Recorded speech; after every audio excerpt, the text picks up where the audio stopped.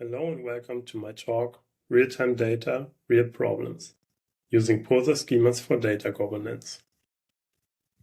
My name is Alexander Preuß and I'm the co-founder and CTO of them.Whether. For the past 8 years, I've worked for different companies ranging from global enterprises to startups, always working on and with open source technologies. My main focus during this time has been on technologies like Flink, Kafka, and Pulsar. Now at them.Whether, we are on a mission to make Pulsar easy and accessible by building an enterprise management UI for Pulsar. In this talk, I want to dive into 3 topics. First, why do schemas matter for your organization? Then, go into the technical details of schemas in Pulsar, and finally, give you a hands-on demo of some best practices and pitfalls when using them. So let's jump right in. To start off, we have to define what is a schema. And basically a general definition would be a schema defines the formats, the fields, and the type of your data.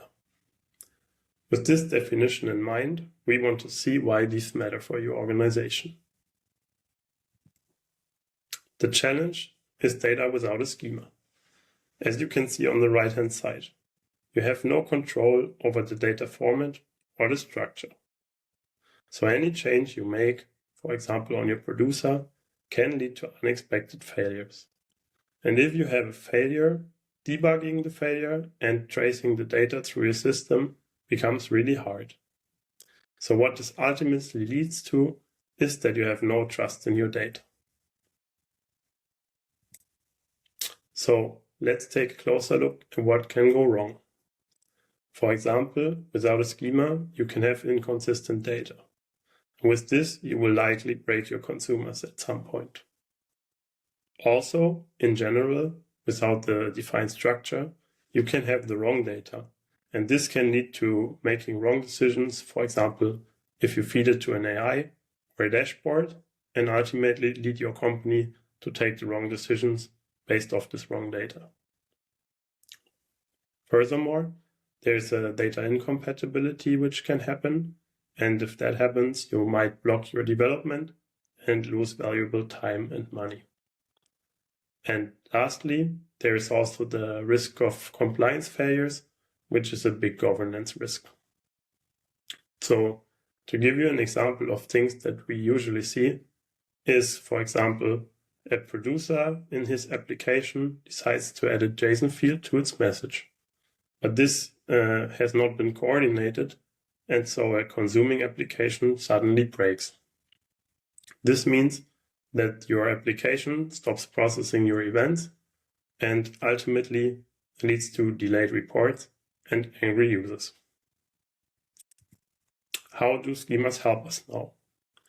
The schema defines and enforces a data structure. So you can see on the top right, you had the different kinds of messages. They all look differently, but on the bottom with the schema now, they all have the same structure. And this helps you because it prevents breaking changes. And it also enables a safe evolution. So if you need to make changes to your message content later, in terms of the structure, then it's easy to do so because you have a previous schema version and you just decide what changes you can make with the next version.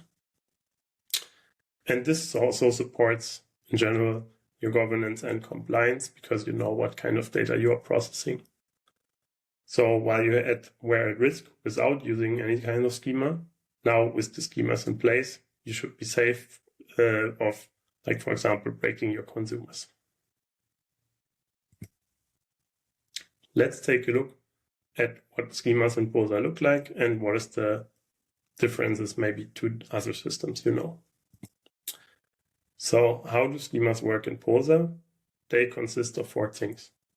First of all, the name of the schema, then a type, which is, for example, a JSON schema, then the definition, which contains the actual structure and fields of your schema, and lastly, a map of user-definable properties. If we take a look at the architecture, In Pulsar, the schema applies at the topic level. This means there is a one-to-one connection. And if you want to share one schema across different topics, you will have to register it with each topic individually. The schema is furthermore registered with the broker, which in turn then uses Apache Bookkeeper to store the schema information.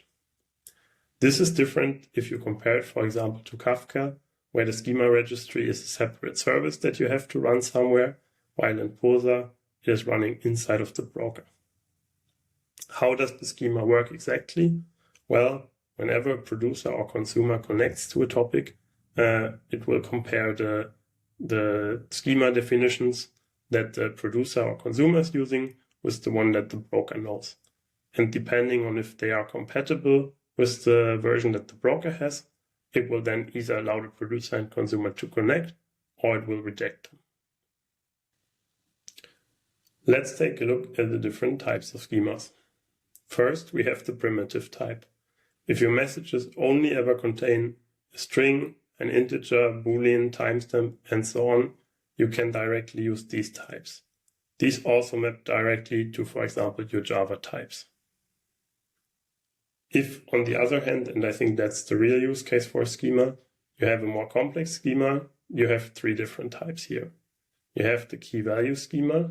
This is basically like a wrapper that allows you to specify a different schema for both the message key and the message value. So you use it in conjunction with something else. Then we have the Avro-based schemas. There you can choose from JSON, Avro, or protobuf. And now you might ask, what does Avro-based mean? Well, for Pulsar, it means that the schema definition always has to use the Avro language specification. So even though you use, for example, a protobuf schema, your definition will still have to follow the Avro specification, and only the transmission of the bytes in Pulsar is then in the protobuf format. And then there's also a native protobuf schema type, but I would not recommend using it at this time because there's no real schema compatibility check, which means if you want to later on evolve your schema, you are not really safe to do so.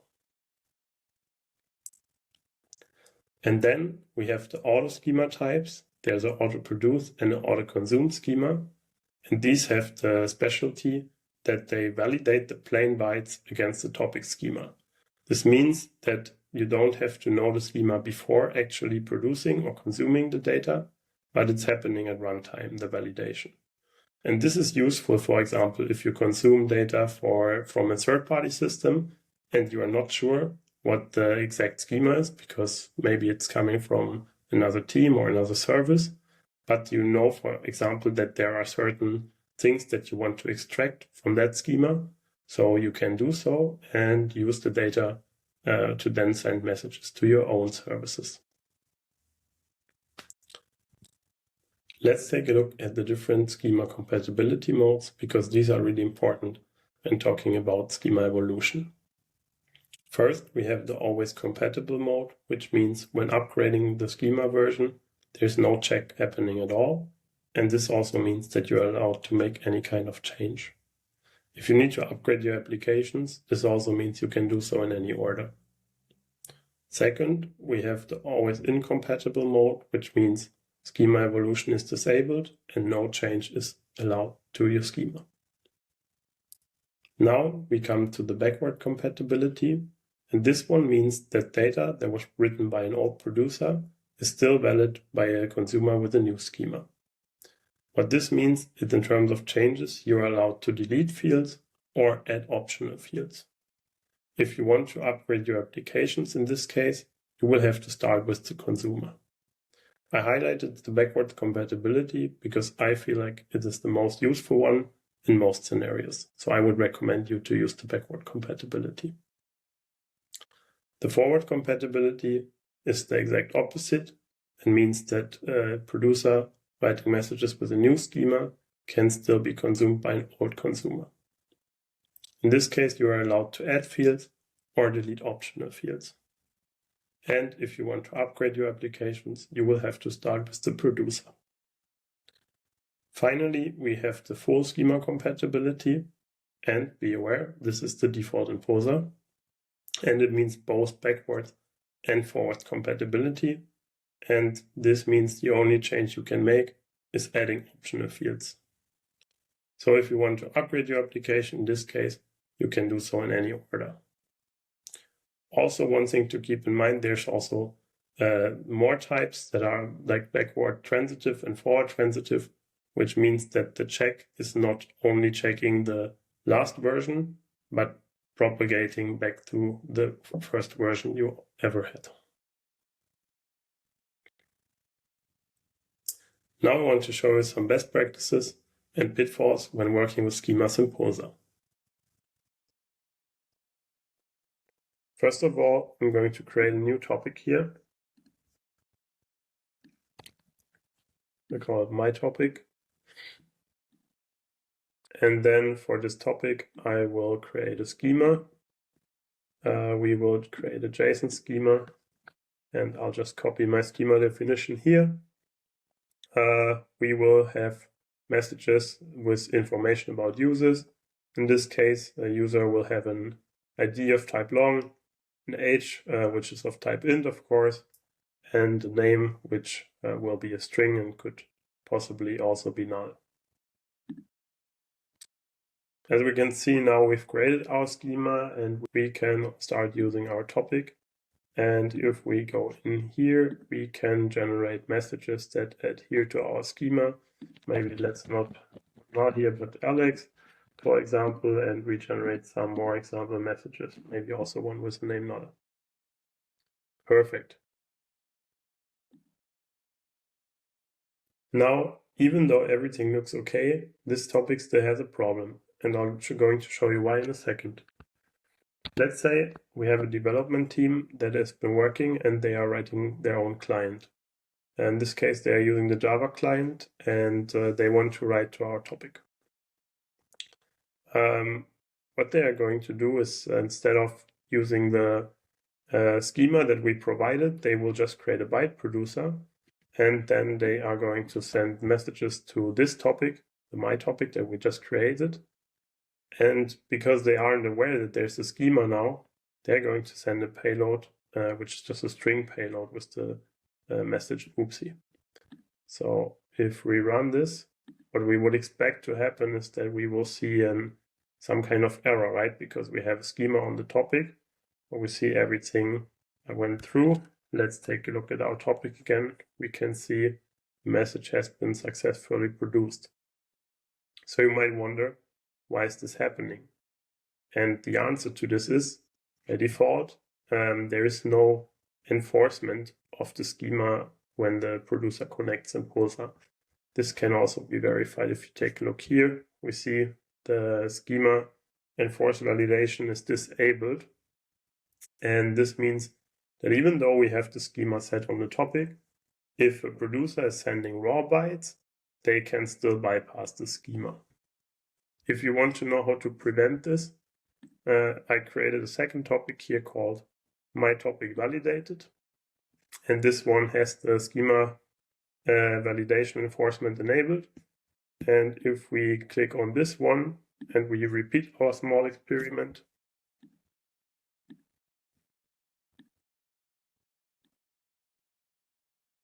sending this time to the validation topic, you can see we get a client exception and it tells us that the schema is incompatible, which is exactly what we want. Now we know how to make sure that the schema is actually enforced, but there's another mistake here that can be easily made. Our development team has updated the definitions, and now they are using proper JSON schema of the Java class that matches the schema that we set on the topic. So if we go here, we can see it has like the ID, the name, the age, and it's also part of the same namespace. But so if we just run this code, it will send a message for Dave and everything is working as we expect it to be. So let's just do this one time to make sure everything is right.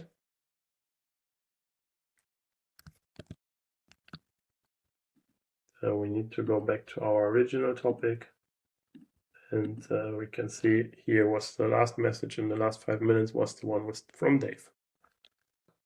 Now the problem is, what happens if our development team is not aware of the latest schema in the Pulsar topic? So maybe they are doing some development work, or maybe they just weren't informed. What could happen is that they actually have another definition of the user. So let's say, for example, this team for some reason does not have the name here. So what they will do is they will send a definition that looks different, and it will only contain the ID and the age. So can you guess what happens now? If we run this code, we will see the message will be produced. And we can go back in here, and we can see that this is successfully produced. And if we now click on the schema, we suddenly see the name is gone. So that's strange. And we also see here there's a version 2 of the schema. So if we click here and we compare, we can also see initially on version 1 we had the name field in as part of the record, and now with the latest version we suddenly don't. So the question is, what is happening here? And this is because of the so-called auto update, which means in Pulsar both a producer or a consumer both can update the schema when they connect to the topic, as long as the schema is compatible. So in our case, because we have the compatibility strategy set to backwards, we're actually able to remove fields. So simply by creating our producer that is writing the wrong schema, we accidentally update the topic schema. This means if you actually manage your schemas in like a central location, or maybe in some kind of Git repository, this is something you want to take care of, so that you don't accidentally update your schemas without following your usual process. And as a last example, I would like to show you what you can do if you are working with schemas, but you don't know the schema beforehand, because maybe you are just a consumer of a topic, but you are not in charge of the schema evolution there. And you are maybe just responsible for consuming messages from some third-party system, and you want to write them to, for example, a database. What you could do in this case, as we briefly talked about earlier, is you can use a consumer that uses the auto-consume schema. And what this will do is, instead of just the plain bytes or the POJO that we had before, we will receive this generic record instance. And the benefit of this generic record is it gives us access to all the fields that are in the message without having to know them before the runtime. So what we can do is I have this little while loop here, and we just consume the messages and take the value as a generic record. And then we can use the message fields to do some kind of logic. So in our case, we will simply verify that at least one of the fields is the field called name that we saw in our schema before. And if this is missing, then we would log an error. And if the field with the name is present, then we simply log a message also containing the name. But you could also think that maybe you are doing some transformation here because there's some preparation before you are going to store that data and write it to some kind of sync. So let's run this.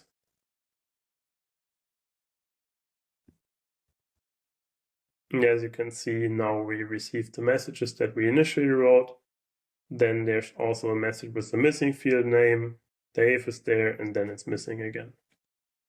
And so what this allows you to do is to consume topics that have a schema attached that you are not in charge of, or where you don't know what the schema exactly looks like, but you want to confirm that there are certain fields, or you just need to extract certain information and need to ensure that your part of the following data streaming pipeline will work correctly. So what are the takeaways that we've seen so far? Generally speaking, schemas ensure data quality and consistency. In your organization, they are the key to governance, providing validation, documentation, and compliance. Also, one thing to keep in mind, you want to define your schemas early, because evolving schemas is fairly easy, but fixing broken pipelines, especially in production, is not. What are the takeaways in terms of Pulsar specifics? Well, you really want to be mindful about the defaults. In this case, it can be the auto schema update or enforcing the schema validation. And also the schema compatibility, where I would recommend you to use the backwards compatibility when possible.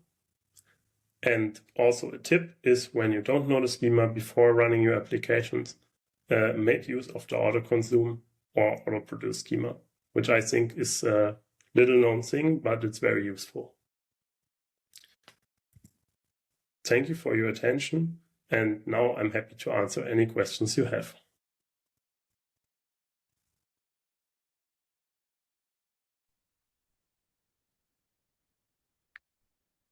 Awesome, Alex. Thank you so much. Great session. Thank you very much. Alrighty, let's see if there are questions for you.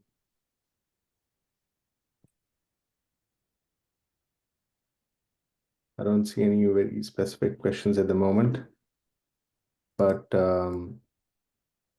yeah, I know, like, if there is anything as a closing summary you want to add while you give a few seconds for someone to ask a question.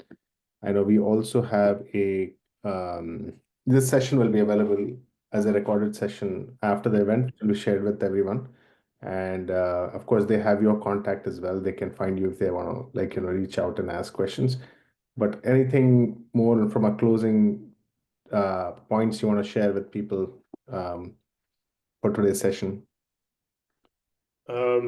Yeah, I think just as in general advice, I would recommend everybody that doesn't really use schemas so far to really try it out and see how they can benefit from it as an organization. And yeah, as you just said, if you have any questions around schemas or in general, you can always just reach out to me. I think one question came up actually. So it says, in your opinion, is it viable to use Pulsar schemas to validate data outside of Pulsar? Like it's saying historical data stored in a data lake, for example. So I think the goal with the Pulsar schema is really to ensure that the data you are transmitting is adhering to a certain structure or format you want to enforce. But in general, I would say it's always a good practice to be defensive in programming. So if you have any kind of logic in another system, I would always err on the side of caution and do validation there too, just to be safe.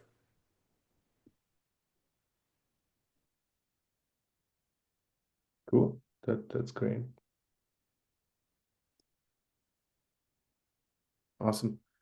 I don't see any other questions at the moment, but in any case, thank you again, Alex. Great content. And we have one more question for you. What strategy do you recommend for scenarios where you have topics with consumers and producers that are not currently using schema? Should they keep using the same topic or migrate to a new topic? So I would say if you have a good grasp of the messages you've been sending to it, and then there's nothing that speaks against applying the schema on the existing topic. But if you've been using it in a development setup, then I would probably not do it because there might be historic events that don't match the schema. And then let's say you have to replay historical data, then it won't work with that schema. So maybe in that case, you want to use a new topic and then start from a clean slate, so to speak.